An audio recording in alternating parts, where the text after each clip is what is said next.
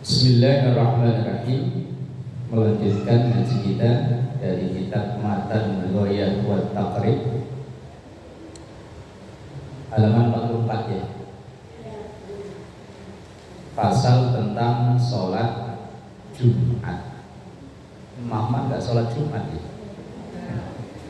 tapi sebagai ilmu pengetahuan. Maka tidak semua ilmu itu wajib diamalkan, tetapi wajib disiarkan. Faslun wa syaraitu wujubil Jum'at. Pasal yang membahas tentang wa syaraitu wujubil Jum'at. Syarat-syarat yang diwajibkan melaksanakan sholat Jumat. Sab'atul asya'a, itu ada 7 perkara, 7 syarat. Al-Islamu, Islam. Kalau nggak Islam, juga siapa tahu ntar ada calon gubernur, calon bupati, biar dapat simpati dari warga, biar agamanya bukan Islam, ikut sholat Jumat. Kalau musim pemilu kan begitu ya. Orang nggak Islam ya pakai jilbab, ya sebet lah ya. Wal bulughu, usia baligh. Kalau anak-anak itu belajar, maka yang namanya belajar harus didampingi. Karena kalau nggak didampingi, waduh, bahaya. Saya pernah khutbah Jumat, kemudian pas sholatnya itu kan lantai 2 begini. Lah yang anak-anak di atas nggak ada yang ngawasin. Itu asal Allahu Akbar, sami Allah, tepok-tepok tuh anak-anak. Allahu Akbar, pok. Sujud Allah, pok, sami Allah, tepok. Itu pas sujud yang kedua itu saya hampir lupa. Ini berdiri apa tahiyat? Berdiri apa tahiyat? Karena di atas tuh wisiknya gak keturunan. Ya kayak begini loh. Terus di atas itu nggak ada yang ngawasi. Maka wajibnya anak-anak itu belum wajib Jumatan. Maka anak-anak itu latihan. Yang namanya latihan kan harus ada pelatihnya ya. Lah pelatihnya ya orang tuanya. Jangan sampai nanti ditegur sama pengurus masjid, orang tuanya nggak terima, lapor polisi. Ya kan lagi ngetren sekarang. Makanya guru-guru pada males negur bocah ya, gara-gara emaknya gampang-gampang dikit-dikit lapor polisi. Mau berantem kayak menyegur kok biarin. Ntar kalau kita tegur, kita dilaporin polisi. Ada anak bocah ngebut naik motor, saya antepin aja biarin, ntar kalau jatuh baru saya omelin. Kalau ditegur orang tuanya ya nggak terima. Kemudian wal aklu, akal sehat.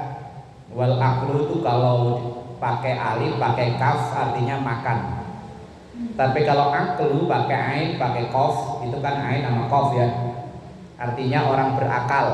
Tapi kalau aklu pakai hamzah, pakai kaf artinya makan. Kalau kita ini ya insya Allah berakal ya insya Allah doyan makan juga. Wal hurriyatu, dan orang yang merdeka, bukan budak. Kalau sekarang udah gak ada budak. Kemudian wal dzukuriyatu, orang laki-laki. Berarti perempuan tidak wajib Jumatan. Tapi kalau mau Jumatan, seandainya pengen nyobain Jumatan rasanya kayak apa sih? Boleh. Tapi tidak wajib. Umpama mosok dari kecil sampai tua segini belum pernah ngerasain sholat Jumat, sekali-kali ya.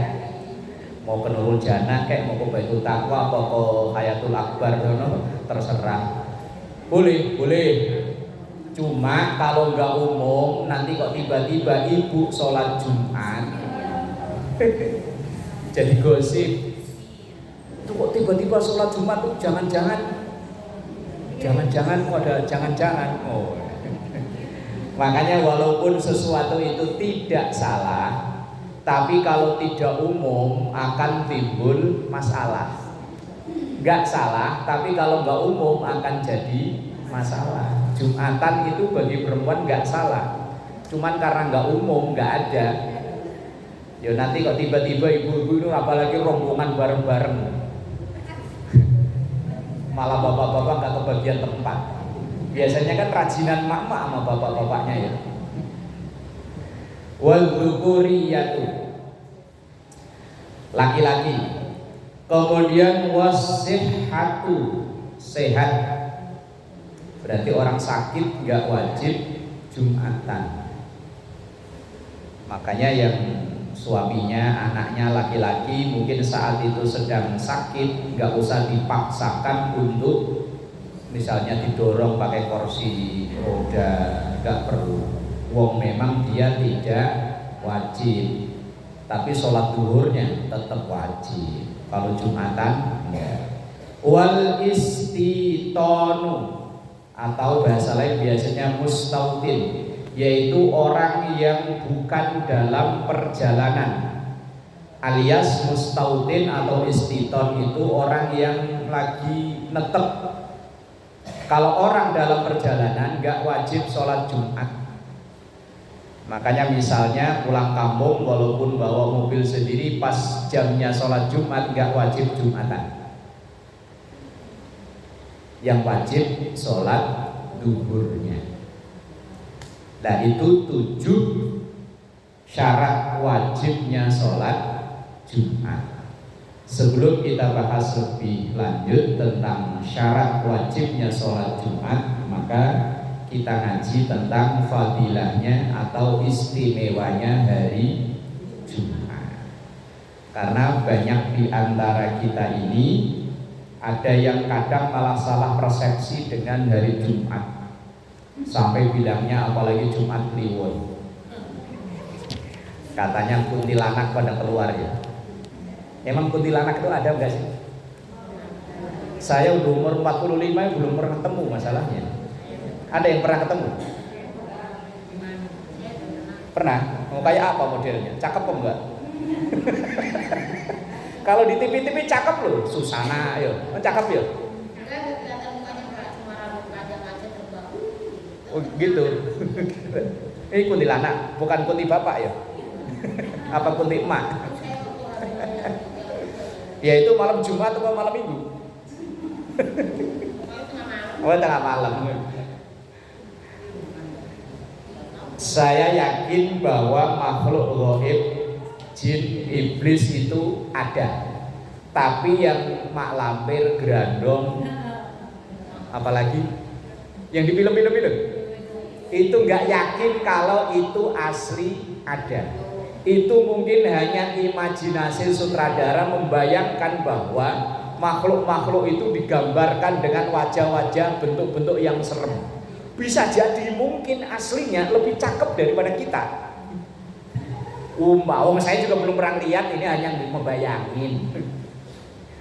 Kadang yang bikin ini kan dikonotasikan keluarnya malam Jumat. Sampai dulu saya kecil itu ada film Dendan Jumat Kliwon. Susana yang main, yang beli kerupuk sedandang.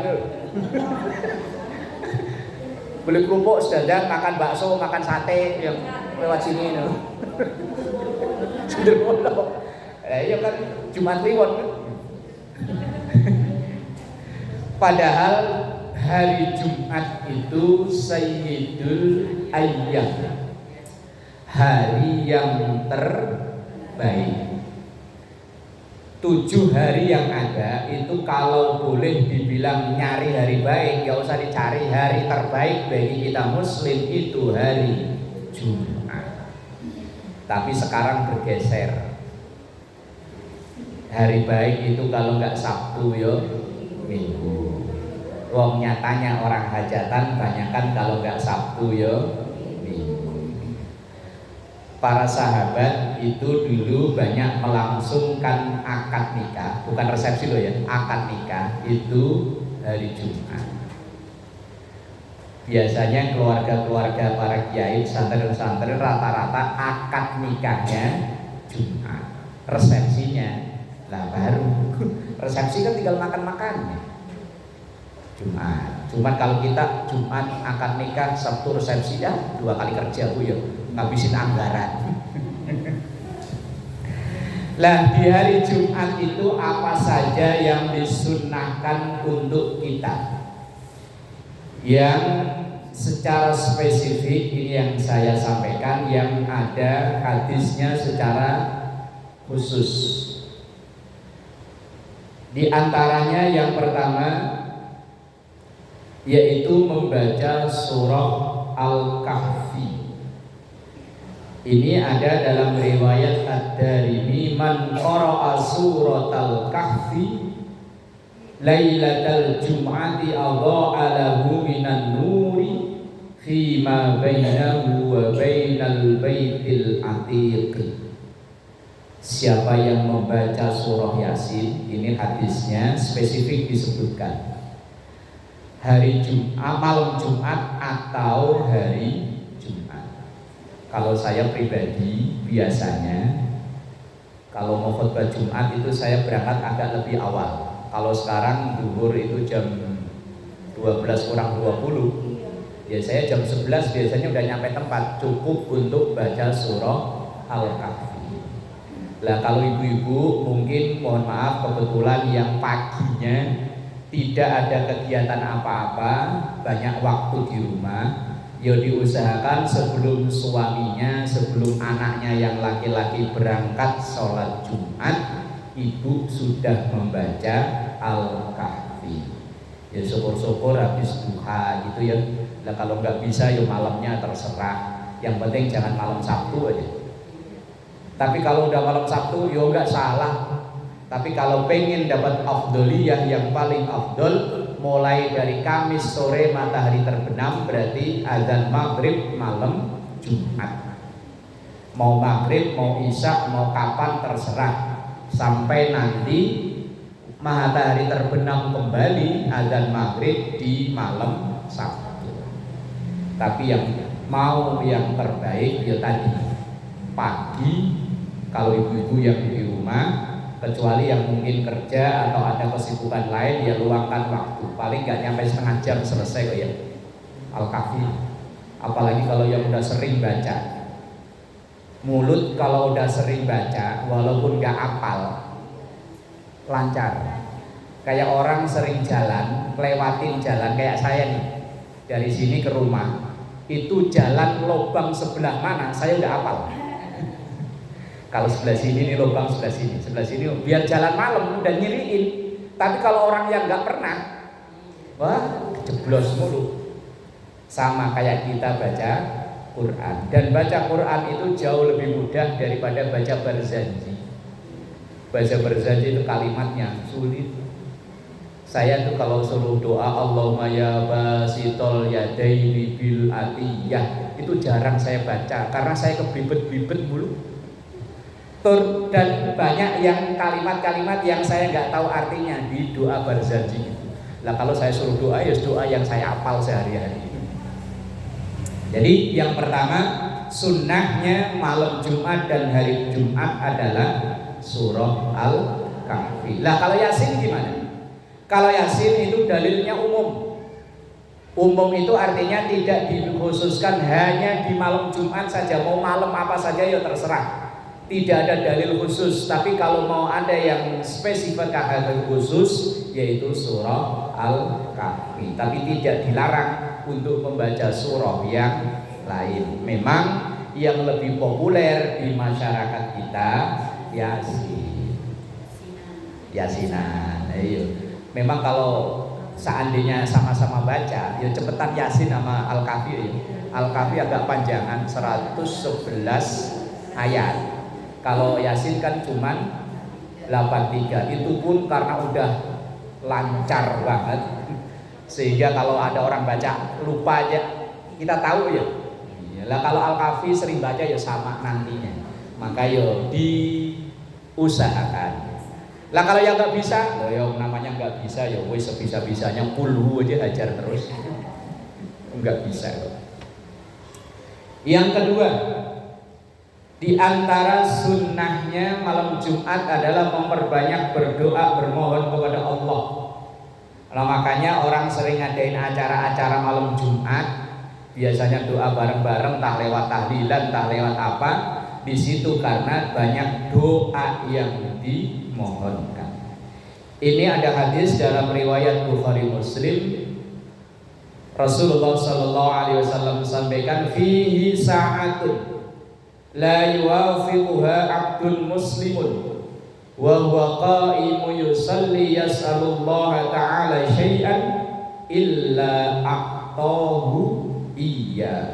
Artinya begini, di hari Jumat itu ada saat-saat yang paling istimewa. Nah, ketika orang itu berdoa pada Allah, maka diijabah doanya. Lah, saat yang istimewa, waktu paling istimewa di hari Jumat itu apa? Banyak pendapat ulama. Satu, yaitu ketika khotib duduk di antara dua khutbahnya. Nah, kalau ibu-ibu kan nggak dengerin ya, apalagi yang rumahnya jauh. Kalau dari sini yang paling kedengeran dari mana? Nurul Janah atau dari Baitul Taqwa? Kalau yang sono Nurul Janah, tuh ya. Kalau yang sono Baitul Taqwa, sono Hayatul Akbar, sono lagi Al-Ikhlas, sono lagi At-Taqwa, sono lagi Al-Hidayah di Waruji. Kita ini mah dikepung masjid ya. Cuman kadang kalau lagi Jumat kan ibu tidur ya. Tidur apa nonton TikTok. Nah, waktu yang paling istimewa di hari Jumat itu saat khotib duduk di antara dua khutbahnya.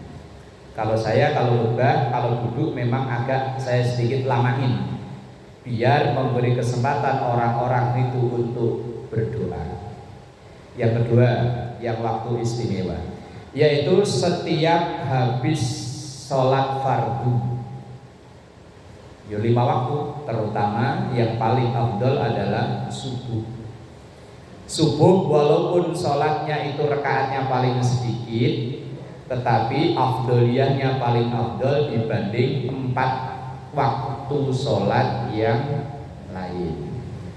Nah, kemudian selain itu ya wis terserah mau doa di waktu mana saja. Yang terpenting jangan melewatkan hari Jumat itu hari yang istimewa. Kemudian yang ketiga, perbanyak baca sholawat. Karena ada hadis dalam riwayat Al-Baihaqi, aksiru alayya minas salati fi kulli yaumil jum'ah. Perbanyaklah membaca salawat untukku di setiap hari Jumat. Minimal sallallahu ala Muhammad. Sepelit-pelitnya itu, atau Allahumma salli ala Muhammad, atau yang pakai Sayyidina alhamdulillah monggo, yang tanpa Sayyidina ya silahkan. Karena ada orang yang kalau selawatan itu anti banget dengan Sayyidina. Atau yang paling afdol dari sekian sholawat yang ada, itu sholawat yang kita baca ketika tahiyat akhir, sholawat Ibrahimiyah. Itu sholawat yang paling istimewa, karena sholawat itu redaksinya, teksnya sampai saking istimewanya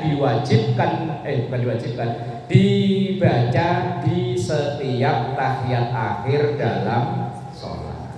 Minimal ya sallallahu ala Muhammad, atau lagu sekarang gimana? Sallallahu ala Muhammad. Lah kan enak ya sambil duduk nyender, apalagi yang punya kursi goyang-goyang. Lah ya yang punya kursi goyang-goyang itu sambil wiridan medangin tasbih, kalau perlu sambil nonton TV boleh. Sallallahu alaihi wasallam. Wis pokoknya banyakin baca sholawat. Karena faman kana aktsaruhum alayya salatan kana aqrabuhum minni manzilatan. Karena nanti di akhirat orang yang paling dekat dengan Rasulullah posisinya, yaitu orang yang paling banyak baca sholawat. Jadi pengen jadi tetangganya Rasulullah nanti di akhirat. Siapa itu? Ya dia yang paling banyak baca sholawat. Ya, kalau grup apa? Sampai ini loh. Marawis. Itu yang banyak sholawatan vokalnya ya. Kalau yang bagian ngeprok ini. Bagian mukul malah kadang yang diributin pukulannya kok ya. Umpama ada yang salah kok kebetulan itu jejeran sama kita kan senggol. Salah. Lah ya kalau vokalnya memang spesialis untuk sholawatan. Lah yang bagian ngeprok ya.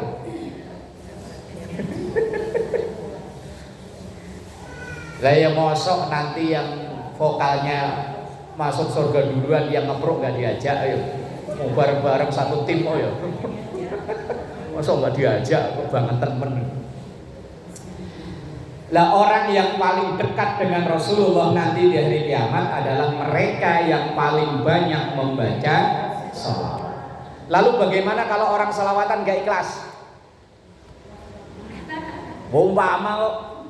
Umpama ya tadi grup ya diundang udah tempatnya jauh, naik motor bawa alatnya berat begini manggulnya ya, kan ada yang bass gede itu. Oh ya, udah manggulnya repot, tempatnya jauh, begitu nyampe tempat terpalnya kanginan panas. Begitu pulang beseknya tipis. Kira-kira itu tetap ikhlas apa masih ngegrendeng? Oh jujur aja, jujur dah. Jangan ada dusta di antara kita.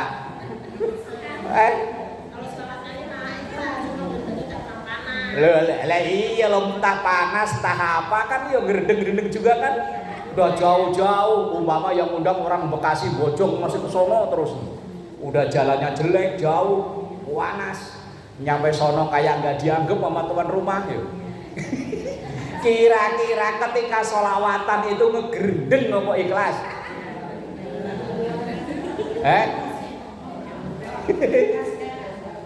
Iya, ketika sholawatan itu udah begitu udah sholawatan lama, air putih keluar nggak keluar masih sholawatan ya Rabbi sholli ala Muhammad sambil nengok air nggak keluar ya Rabbi sholli. Apalagi yang vokal kan ya, iya vokal kan harus minum mulu. Kira-kira itu artinya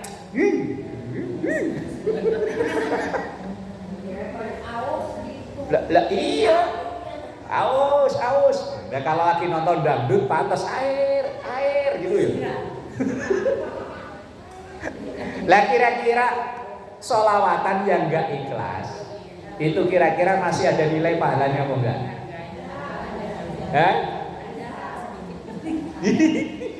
Kira-kira kalau amal yang lain sedekah enggak ikhlas sudah jelas kan ya, bantu orang enggak ikhlas sudah jelas. Kalau sholawatan ada. Ini yang pemain sholawatan. Belum pernah terjadi. Lagi saya nyontoin umpama suatu saat ada yang ngundang, rumahnya udah jauh. Kebetulan terpalnya nggak begitu bagus, ada tenda bagus. Kebetulan lagi soundnya jelek lagi yo. Kalau sound enak begini sih enak, ngomong juga enak, soundnya prek. Giliran digedein, kalau nggak digedein suara berat. Ya terus kayak gitu loh. Tetap ikhlas apa mangmeng.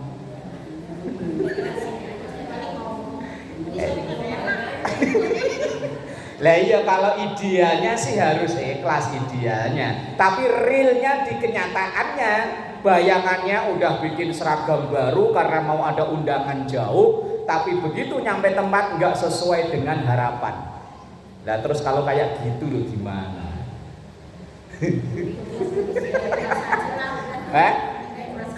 Kok pakai ikhlas aja? Biasanya kalau pakai aja itu malah enggak loh. Terima kenyataan ya. Lah ya kalau iya suka dukanya. Iya yang saya tanya, ketika lagi baca sholawat dalam kondisi seperti itu masih ikhlas apa ngrendeng? Ikhlas saja. Nah, iya. Kalau penyanyinya mending tempatnya agak adem, bagian mukul kan belakangan. Tempatnya panas ya. Wis pokoknya kayak nggak dianggap gitu loh. Nah kalau kayak gitu gimana?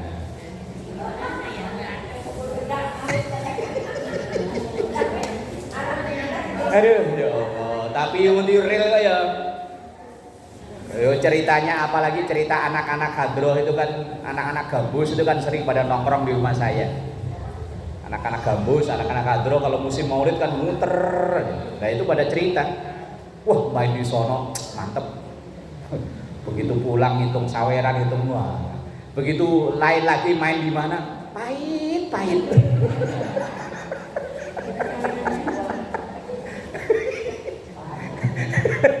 Bilangnya pahit, emang kenapa? Udah kalau maulid ngasih seikhlasnya, saweran nggak ada, pahit. Udah gotong bass gede, gotong apa yang organ gede, abot, pahit. Lah kalau kayak gitu gimana? Lah iya. Lah orang ngedumel itu kira-kira ikhlas apa enggak? Enggak. Lah kalau orang ibadah kok enggak ikhlas gimana? Nah inilah bedanya sholawat dan ibadah yang lain. Ini saya kutipkan dari hadis yang diriwayatkan dari Abu Darda. Kullul a'mali fihal maqbul wal mardudu illa sholata alaiya.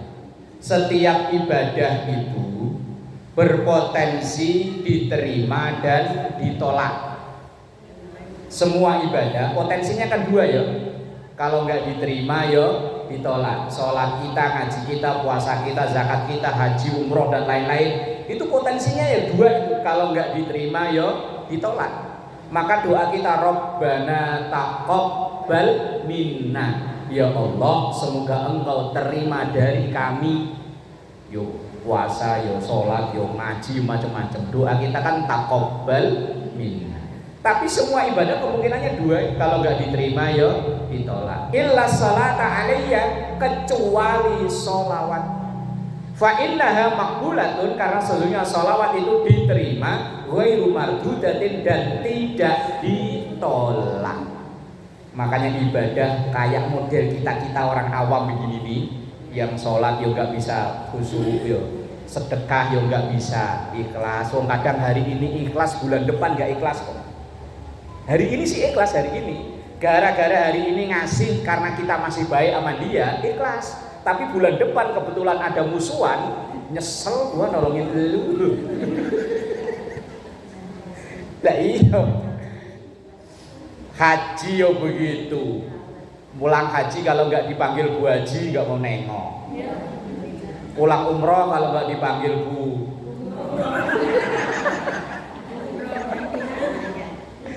Makanya semua ibadah itu potensinya dua, kalau nggak diterima ya ditolak, kecuali sholawat.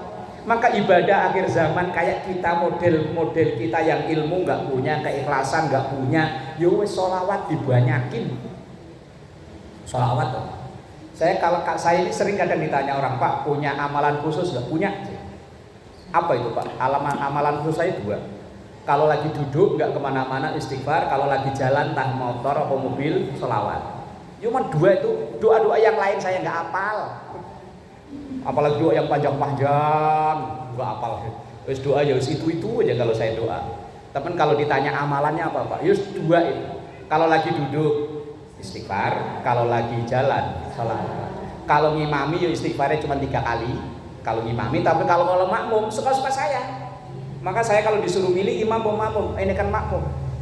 Kalau makmum kan istighfar suka-suka saya kan. Sampai imam doa saya baru ikut doa. Karena potensi kita umat akhir zaman itu yaitu banyak salah ya istighfar, terus banyak salah yang lain yang mungkin diterima, bukan mungkin, ada potensi diterima adalah sholat. Ini hadis dari Abu Darda. Kemudian kemudian saya kutipkan dalam makalah seorang ulama namanya Imam Al-Qulyubi. Beliau bilang begini, wa hiya maqbulatun min kulli ahadin fi kulli halatin, bahwa ibadah sholawat itu diterima dari siapapun dalam keadaan apapun. Artinya mau punya wudhu, nggak punya wudhu, mau madhep kiblat, mau nggak, terserah. Yang penting jangan sambil ngeden di kamar mandi. Takutnya habis latihan apa ini marawis dapat ilmu apa namanya, pukulan baru ya, pukulan baru, lagu baru ke bawah sampai ngeden di kamar mandi, gayung dipukulin. Kalau cuman gayung yang dipukulin sih nggak malah, yang penting jangan sambil sholawat. Lah kecuali kalau anak-anak kita yang baru 4 tahun 5 tahun mau terserah, bebas. Dan kita ya orang tua itu. Wa kada wa minal mukhlisi fihi, baik itu dari orang yang sholawatan ikhlas. Wa kada minal murai, dan begitu juga orang yang sholawatan tapi enggak ikhlas. Karena tadi diundang jauh enggak sesuai harapan. Sholawatan tapi sambil berendam. Mau ikhlas gak ikhlas, kalau sholawatan tetap ada pahalanya. Ya iya wis, pokoknya mau ikhlas mau enggak, tapi yo kalau ditimbang mantep-mantepan ya ketika ikhlas. Lah kalau enggak ya wis cukup, tapi tetap ada pahalanya.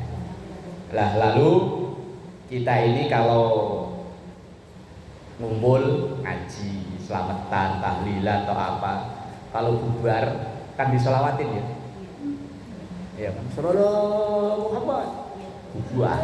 Apalagi besek udah megang ya. Bubarnya semangat itu. Itu kalau saya bilang namanya sholawat bubariyah. Nah iya pokoknya Rasulullah. Kalau ibu-ibu biasanya gimana nyelawatinnya?